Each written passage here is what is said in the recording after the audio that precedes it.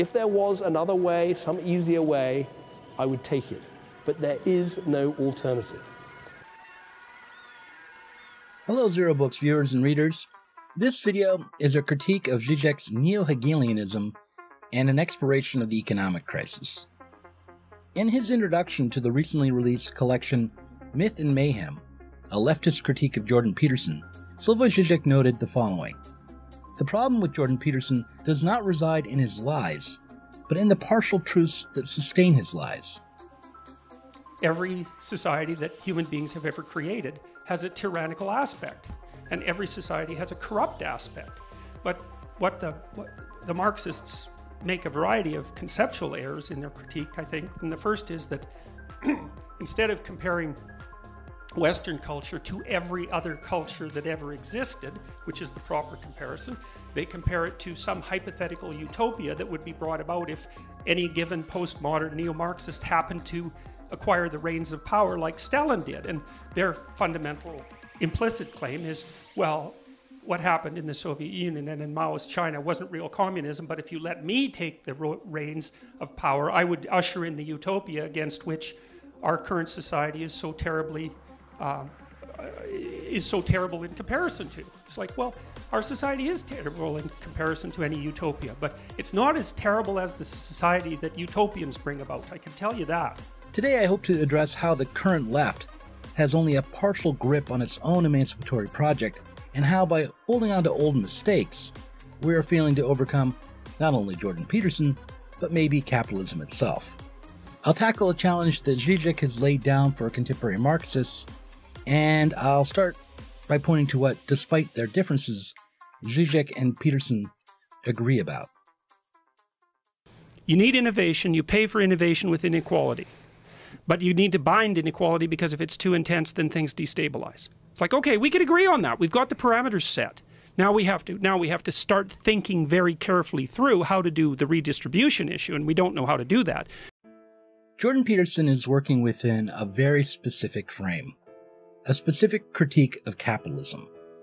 By pointing to inequality as a primary flaw within our current moment, Peterson is leaving out larger difficulties.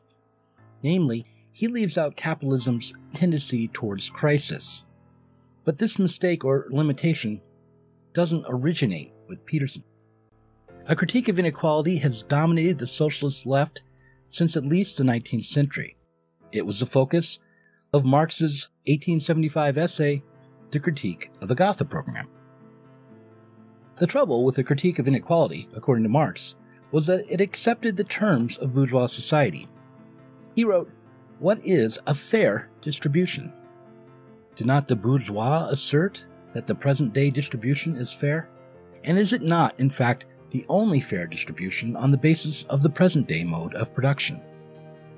For Marx, the aim of socialism was not to intervene to correct the workings of the present-day mode of production, but to transcend it.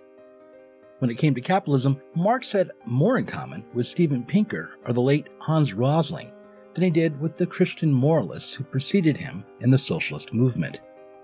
As both Pinker and Rosling have championed the effect the Industrial Revolution had on humanity as a whole, rather than focusing narrowly on inequality or problems of distribution.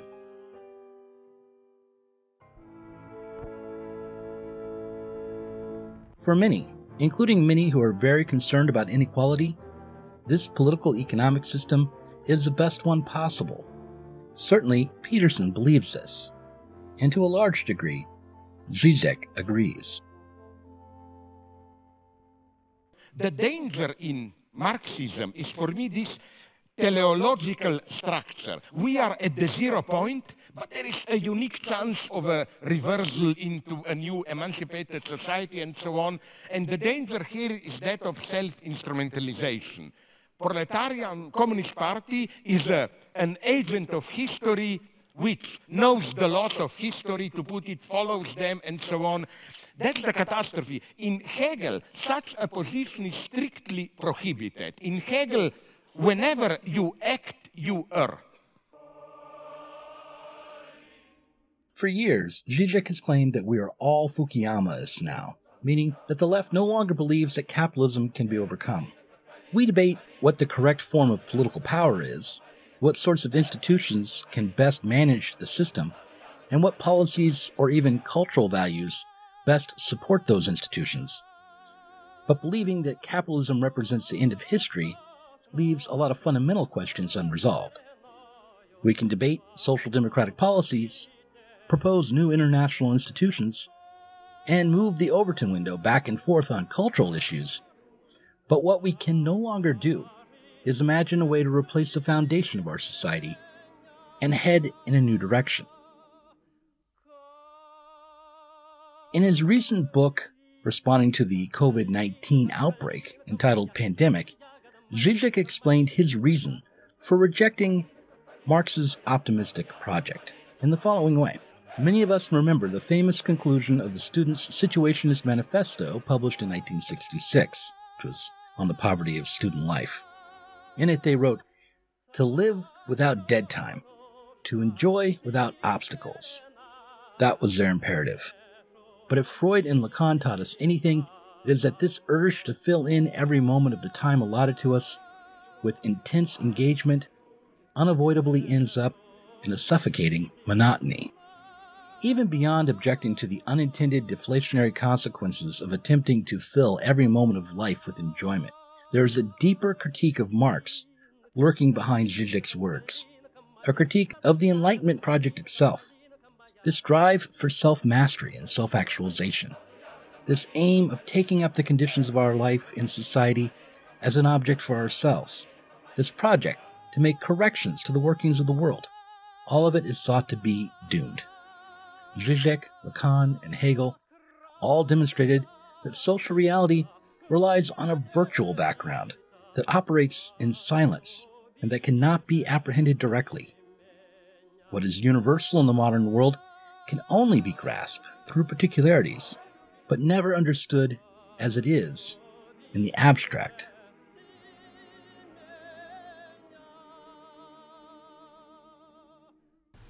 What has this to do with virtual as real? Precisely this side of universality as the side of antagonism is virtual.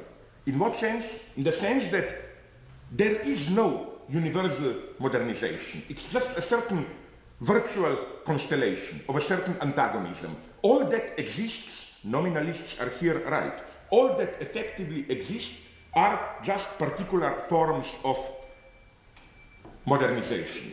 What a person's folk science is, how people think the world is actually constituted of entities. Right. That's a hard topic. You can't just do armchair philosophy about it. That's why ethnoscientists have to work. And when they work, what they find, if they worked on people like us instead of just talking about it in a common room, they would discover that our folk science, yours and mine, does not include entities that are simultaneously abstract and concrete, and does not include entities like the meaning of life. That doesn't mean we can't talk about them. Sure, we talk about them all the time, but we don't, at least I don't, and I presume other people don't, think of them as constituents of the way the world operates. Marx would disagree with both Zizek and Chomsky here. He would disagree with Zizek insomuch as that he would argue that there is a concrete abstraction working in all capitalist societies, despite the particular appearances to the contrary. And he would disagree with Chomsky for the same reason, but from a slightly different angle. That is, he might agree that it was empirically true that people like Chomsky don't hold with a folk science or a common sense understanding that includes entities that are simultaneously abstract and concrete. But Marx would argue that Chomsky ought to understand that such entities in fact do exist. They are called commodities. Good morning, everyone. I hope all of you are doing well and are healthy. A rare disaster, a coronavirus pandemic, has resulted in a tragically large number of human lives being lost. Now, as countries implement needed containment measures to control the pandemic, the world has been put in a great lockdown. The magnitude and speed of collapse in activity that has followed is unlike anything experienced in our lifetimes. So now, under the assumption that the pandemic and required containment peaks in the second quarter in most countries in the world and then recedes in the second half of this year, we are projecting global growth in 2020 to fall to minus 3%. Moments like these, moments of crisis, are often thought of as teachable moments. But the degree to which they are opportunities for understanding is uncertain, because what is required is often a reversal of perspective. For instance, what has seemed like pessimism can come to seem like optimism, and vice versa. Take this meme. Many people on the left would rightly point out that currently, under capitalism, the workers sheltering in place during the COVID-19 pandemic are likely to be the first victims of the consequent economic crisis. This snarky image misrepresents the reality we're facing because we're all of us really inside that burning house. The complaint about the meme is that it is too optimistic about the prospects for the workers. But in reality, those who object to this message are the true optimists. They assume that there might be a way to put out the fire while you're still inside. In an essay for the Financial Times entitled "Coronavirus Crisis Lays Bare the Risks of Financial Leverage Again," Martin Wolf recently noted that the indebtedness of governments, which assumed much of the post-financial crisis burden, rose by 30 percentage points after the 2008 crisis. And, he goes on, the indebtedness of governments is about to dramatically rise again, as national banks and governments are called upon to bail out the financial and business sectors both. But whether we are about to face massive inflation or deflation is a debatable question. For the sake of this video, let's proceed as if we think inflation is a greater risk. The neoliberal monetarist Milton Friedman thought that inflation was simply a matter of there being too much money in circulation. It was a matter of supply and demand. If there was more money available, then prices would go up, as the supply of money outstripped the supply of other commodities. While Karl Marx agreed that an increase in the supply of money usually comes along with an increase in prices, he did not believe that this fact explained everything, or really much of anything. For Marx, what ultimately explains the price of a commodity is not what happens in circulation or in the market, but what is happening in production. The amount of labor time needed to produce a commodity is what determines its value and sets up a price, while the forces of supply and demand influence prices only after the fact, or by influencing future production. Similarly, the amount of money in circulation, according to Marx, does not drive changes in prices, but is a response to them. According to Marx, the amount of money in circulation is determined by the sum of the prices of commodities, and by how quickly these commodities change hands, or by the velocity of exchange. This is the equation Marx used to calculate the amount of money in circulation at any given moment. M equals P times Q divided by V. According to this equation, a massive economy could function with a very small supply of money, if the money could change hands fast enough. For instance, we would only need a single dollar in circulation per day if the total prices equaled 1 million and the number of commodities equaled 1 million, while the number of exchanges in a given day equaled 1 trillion. The point is that the change in the amount of money in circulation is a consequence of the supply of commodities, the prices of commodities, and the velocity of exchanges. This means that if we are going to understand what causes inflation, we can't simply look to the money supply, but must consider the underlying factors that set prices, determine the output of commodities, and sets up the velocity of the exchanges.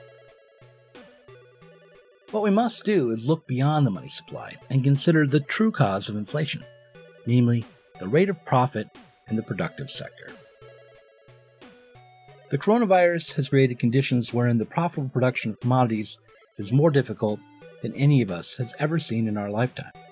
In the short term, this has caused not an increase in overall prices, but the deflation of prices. The value of money is actually increasing even as the Fed prints trillions more dollars, or to be accurate, loans trillions more dollars into existence. As the editorial board from the Financial Times announced on April 27th, a collapse in demand is reducing prices even as central banks print money. Whether or not this deflation of prices will signal enough of a slowdown in production to tip the scales in the other direction, create a shortage of supply of commodities in relation to the demand of consumers, is difficult to predict. What is certain, however, is that in order to fully understand this crisis, we'll have to do more than understand a single moment. We'll have to watch as it moves. In order to do this, we'll have to remind ourselves of Marx's concepts or categories, and we'll have to get them right. In his Sublime Object of Ideology, Zizek wrote that the non-knowledge of reality is part of its very essence. But for those of us who realize that the fire of the crisis can't be put out if we remain within the house, if we remain within the bounds of capital, there are still questions. For instance, will this fire ultimately destroy the house? Or will it destroy just a huge number of the people within it? Put in a different way, we should be asking, is this a permanent crisis or a cyclical one? That, along with the consideration of how the crisis has progressed in practical terms, is what we'll take up in the next video.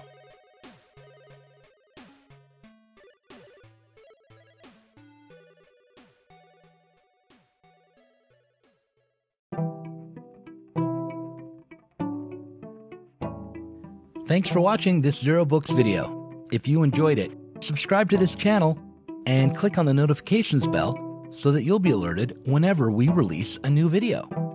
You should also consider supporting us on Patreon.